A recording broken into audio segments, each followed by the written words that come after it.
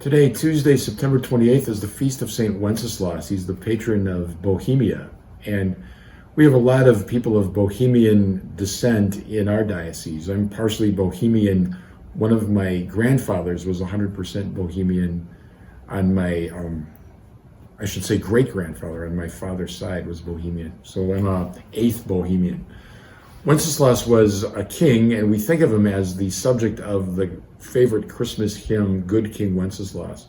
If you listen to the lyrics of that song, it's all about Wenceslas going out in the middle of a terrible storm to bring food and firewood and drink to this poor peasant who has nothing during the Christmas season. So it's this remarkable act of charity in the middle of very difficult circumstances.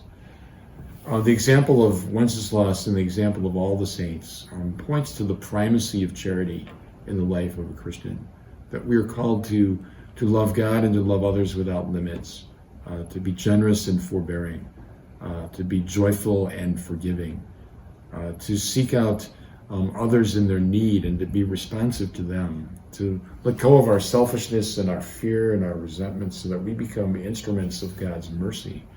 So think of the mighty king of Bohemia doing this humble act of mercy in the middle of a terrible storm to bring cheer and mercy and compassion to someone who in the eyes of the world was not considered important at all.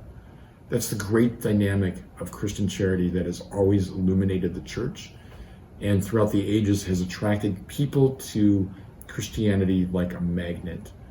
That, as St. John says, see how they love one another.